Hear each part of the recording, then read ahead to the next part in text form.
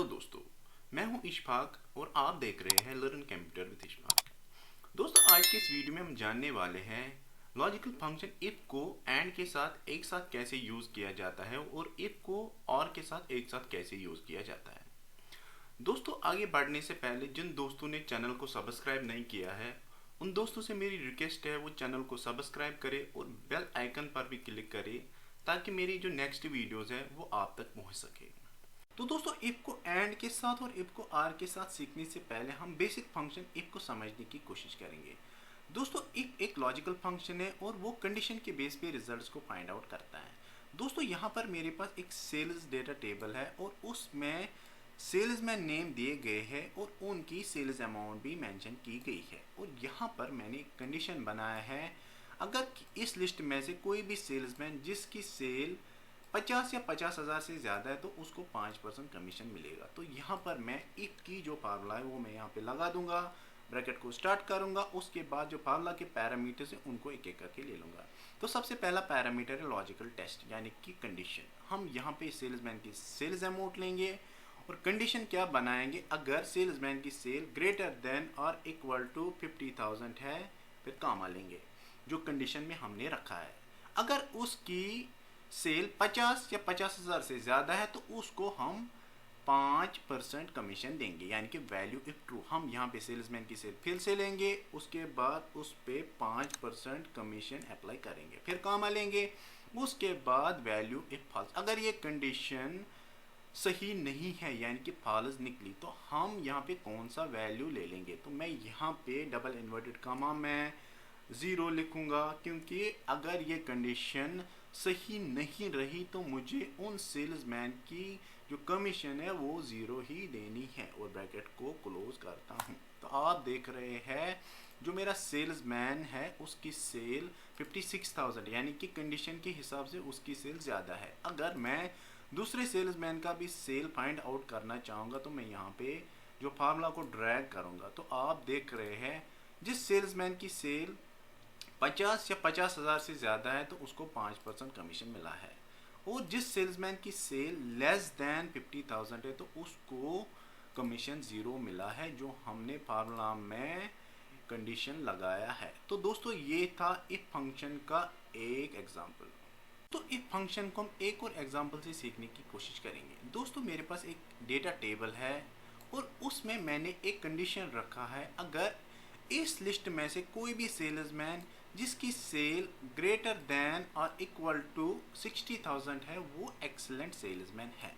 अगर कोई भी सेल्समैन जिसकी सेल लेस देन 60,000 है उसको हम एवरेज सेल्समैन कहेंगे। तो हम यहाँ पे जो इफ की फार्मूला है वो लगा देंगे, फिर ब्रैकेट को स्टार्ट करेंगे, उसके बाद जो फार्मूला के पैरामीटर्स हैं उनको एक एक करके लेंगे। सबसे पहला पैरामीटर है लॉजिकल टेस्ट यानी कि कंडीशन। हम यहाँ पे सेल्स अमाउंट ले लेंगे और यहाँ पे कंडीशन अप्लाई करेंगे ग्रेटर देन और इक्वल टू 60,000, फिर कामा लेंगे, उसके बाद वैल्यू इफ ट्रू। अगर कंडीशन के हिसाब से वैल्यू ट्रू मिला है तो उसको हम एक्सीलेंट करेंगे। हम यहाँ पे डबल इन्वर्टेड कामा स्टार्ट करेंगे, एक्सीलेंट लिखेंगे और डबल इन्वर्टेड कामा क्लोज करेंगे, फिर कामा देंगे, उसके बाद वैल्यू इफ फॉल्स। अगर ये कंडीशन सही नहीं रही तो हमारा वैल्यू जो होगा फॉल्स पे वो होगा एवरेज प्रमोटर। वो भी हम डबल इन्वर्टेड कामा में स्टार्ट करेंगे और डबल इन्वर्टेड कामा में एवरेज लिखेंगे और डबल इन्वर्टेड कामा क्लोज करेंगे और ब्रैकेट को भी क्लोज करके एंटर करेंगे। तो आप देख रहे हैं जो मेरा सेल्समैन इशफाक है उसकी जो सेल है वो लेस देन 60,000 है यानी कि वो एवरेज हुआ। अगर आप बाकी सेल्समैन का भी यानी कि रिजल्ट फाइंड आउट करना चाहेंगे तो आप नीचे इस फार्मूला को ड्रैग करेंगे और इसमें आप ये देखेंगे जिस भी सेल्समैन की सेल ग्रेटर देन और इक्वल टू 60,000 होगा वो एक्सीलेंट होगा, और जिस सेल्समैन की भी सेल लेस देन 60,000 होगा वो एवरेज सेल्समैन होगा। दोस्तों, आगे बढ़ते और सीख लेते कि इफ को एंड के साथ कैसे यूज किया जाता है। दोस्तों, मेरे पास कंपनी का एक सेल्स डेटा टेबल है और उसमें कंपनी कंडीशन रखती है कि अगर हर सेल्समैन हर प्रोडक्ट में इक्वली 20,000 से ज़्यादा सेल करती है तो तब ही आपको सेल्स कमीशन मिलेगा टोटल अमाउंट में। अगर आपने एक प्रोडक्ट में यानी कि 20,000 से ज़्यादा सेल की है और दूसरे में 20,000 से कम सेल की है तो उस सिचुएशन में आपको कोई भी कमीशन नहीं मिलेगा। तो एंड फंक्शन का जो काम होता है वो क्या करता है, अगर हमारे पास यहाँ पे 3 क्राइटेरिया है, अगर तीनों क्राइटेरिया में 20,000 से ज़्यादा सेल है तो आपको रिजल्ट ट्रू मिलेंगे। अगर तीनों क्राइटेरिया में एक भी क्राइटेरिया मैट नहीं हो तो उस सिचुएशन में आपको रिजल्ट्स फॉल्स मिलेंगे। यानी कि जो एंड फंक्शन है वो जब सारे कंडीशन सही होते हैं तो आपको रिजल्ट्स ट्रू मिलेंगे। अगर एक भी कंडीशन मैट नहीं होते तो आपको रिजल्ट्स यानी कि फॉल्स मिलते हैं। तो हम यहाँ पे इफ को एंड के साथ एक साथ लेंगे और ये फाइंड आउट करेंगे कि अगर तीनों प्रोडक्ट में 20,000 से ज़्यादा है तो हमको जो सेल्समैन है उनको 7% कमीशन देना पड़ेगा। तो हम यहाँ पे इफ फंक्शन ले लेंगे, फिर ब्रैकेट को स्टार्ट करेंगे, फिर उसके साथ एंड लेंगे, फिर ब्रैकेट स्टार्ट करेंगे। उसके बाद जो फार्मूला का आर्गुमेंट है वो है logical 1, logical 2 dash dash dash. यानी कि हमारे पास यहाँ पे 3 लॉजिकल है। वो हमारा पहला लॉजिकल है मोबाइल फोन यानी कि B3 ग्रेटर देन 20,000 जो हमारा कंडीशन है। उसके बाद कॉमा, उसके बाद जो हमारा लॉजिकल 2 है वो है C3 ग्रेटर देन 20,000 कामा, फिर है लॉजिकल 3 जो हमारा D3 है वो है ग्रेटर देन 20,000 यानी कि जो हमारा कंडीशन है। फिर ब्रैकेट को क्लोज करते कामा देते। उसके बाद जो बाकी फार्मूला की आर्ग्यूमेंट्स है वो है वैल्यू इफ ट्रू। अगर ये कंडीशन जो हमने बनाई है अगर ये सही है तो आप कौन सा वैल्यू लेना चाहेंगे जो हमने कंडीशन में मेंशन किया है। अगर हर प्रोडक्ट में 20,000 से ज़्यादा है तो उस सिचुएशन में हम सेल्समैन को 7% का कमीशन देंगे। तो हम यहाँ पे टोटल अमाउंट लेंगे सेल्समैन का। हमने यहाँ पे फार्मूला टाइप की थी, वो फार्मूला के नीचे छुप गया है, तो हम यहाँ पे E3 ले लेंगे जहाँ पे सेल्समैन का टोटल अमाउंट है E3 और हम उस पे 7% कमीशन अप्लाई करेंगे।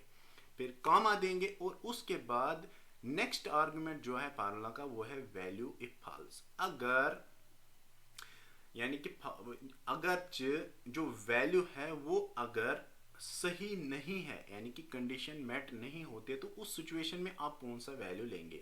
तो मैं यहाँ पे डबल इन्वर्टेड कामा में 0 लिखूंगा और डबल इन्वर्टेड कामा क्लोज करूंगा और यहाँ पे ये आपको समझाने की कोशिश करूंगा। अगर एक भी प्रोडक्ट में लेस देन 20,000 है तो उसको उस सिचुएशन में कमीशन जो है वो 0 मिलेगा और ब्रैकेट को क्लोज करके एंटर करता हूं। तो आप देख रहे हैं कि जो मेरा सेल्समैन इशफाक है उसको यानी कि तीनों प्रोडक्ट में उन्होंने जो सेल करी थी वो 20,000 से ज़्यादा है। अगर हम दूसरे सेल्समैन का भी ये चेक करना चाहेंगे कि उनकी जो कंडीशन तीनों प्रोडक्ट में जो हमने रखी थी वो अगर सही है तो उनको कमीशन मिलेगा, अगर नहीं है तो उनको कमीशन नहीं मिलेगा। तो आप देख रहे हैं कि जिस सेल्समैन ने भी तीनों प्रोडक्ट में 20,000 से ज़्यादा सेल किए तो उनको कमीशन मिल रहा है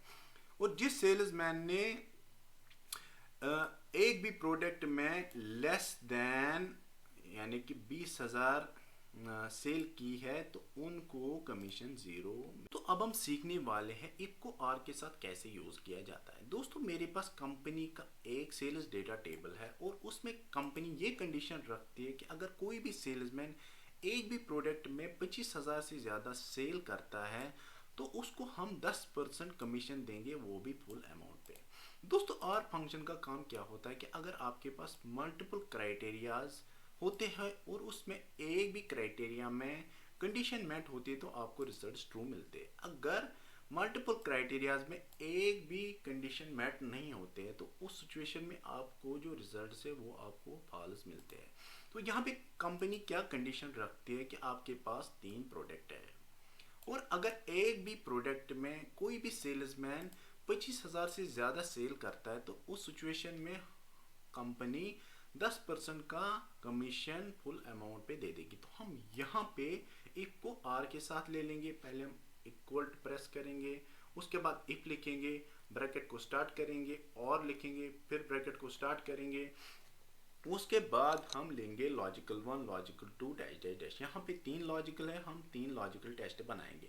तो पहला लॉजिकल टेस्ट है वो है B3 ग्रेटर देन 25,000, कामा जो दूसरा लॉजिकल टेस्ट है C3 ग्रेटर देन 25,000, कामा उसके बाद जो तीसरा लॉजिकल टेस्ट है D3 ग्रेटर देन 25,000, और ब्रैकेट को क्लोज करते हैं क्योंकि हमारे पास 3 ही लॉजिकल टेस्ट है। फिर कामा प्रेस करेंगे, उसके बाद जो फार्मूला के और पैरामीटर्स है वो हम एक एक करके लेंगे।